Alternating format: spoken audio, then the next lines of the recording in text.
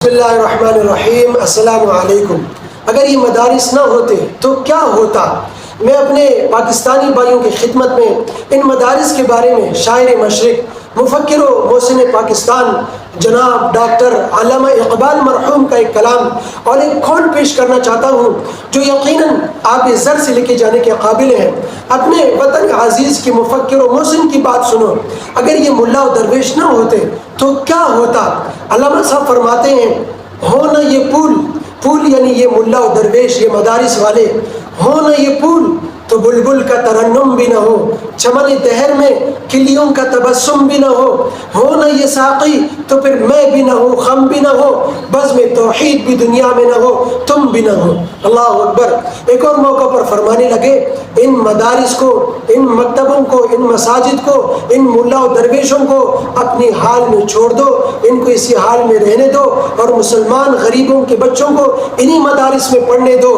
جانتے ہو اگر یہ دینی مدارس نہ رہے تو جانتے ہو کیا ہوگا؟ جو ہوگا میں اپنے انہی آنکھوں سے دیکھ آیا ہوں۔ اگر مسلمان ان مدارس کے اثر سے محروم ہو گئے تو بالکل اسی طرح ہوگا جس طرح اندلس میں مسلمانوں کی 800 سالہ حکومت ہونے کے باوجود آج وہاں اسلامی تہذیب کا نام و نشان تک نہیں ملتا۔ تو ان مدارس نے اسلامی تہذیب و ثقافت، اسلامی کلچر کی حفاظت کی ہے اور اس کو فروغ دی ہے۔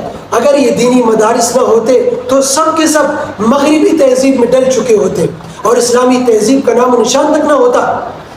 سب کے سب سیکولر نظریات کے حامل ہوتے، حیا و پاک دامنی، پردہ کے آثار نہ ہوتے، زنا عام ہوتا، شراب نوشی کا بازار گرم ہوتا اور خاندانی نظام ٹوٹ چکا ہوتا، بکھر چکا ہوتا اور مساجد میں گھوڑے اور خنزیر بندے ہوتے اور ایک بھی سجدہ کرنے والا نہ ہوتا اور یہ تبلیغی مراکز نہ ہوتے اور اتنے اندرون و بیرون ملک تبلیغی تشکیلیں نہ ہوتی اور کتنے مرتد ہو چکے ہوتے اور پھر جناب نعیم بٹ صاحب آج دین کی دعوت نہ دے رہے ہوتے، مصباح انضمام یوسف آج دین کے داعی نہ ہوتے اور پھر جنید جمشید وہی اسٹیج کا اداکار ہوتا، شاز و شاہ سوار خان آج دین کے داعی نہ ہوتے، طارق جمیل پھر مولانا طارق جمیل اور مبلغ اسلام نہ ہوتے، شیخ الاسلام حضرت مفتی محمد تقی عثمانی جیسی شخصیات پیدا نہ ہوتی۔ کتنے نام گنواؤں، کچھ اور شخصیات کے نام لوں؟ سنو ذرا سنبھل کر، ذرا کان کھول کر، ذرا دل پہ ہاتھ رکھ کر سننا۔ پھر ملا عمر اور اسامہ بن لادن جیسی شخصیات بھی پیدا نہ ہوتی اور ان کے نہ ہونے سے کیا ہوتا؟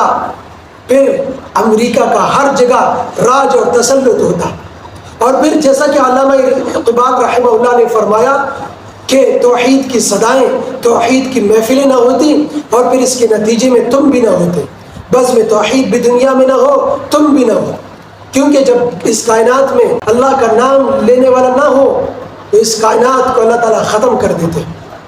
تو ان مدارس کا شکریہ ادا کرنے کے بجائے، ان کو سپورٹ کرنے کے بجائے، ان کو دعائیں دینے کے بجائے، ان کے ساتھ تعاون کرنے کے بجائے ان پر قدغنیں لگانا، ان کے نظام و نصاب کو خراب کرنے، ان کی آزادی، ان کی خودداری کو سلب کرنے کی کوششیں کرنا اور پھر انتہا پسندی اور دہشت گردی اور عسکریت پسندی کو زبردستی ان کے ساتھ جوڑنا، عسکریت پسندی، دہشت گردی کا لیبل لگانا ان کے ساتھ، یہ کہاں کا انصاف ہے؟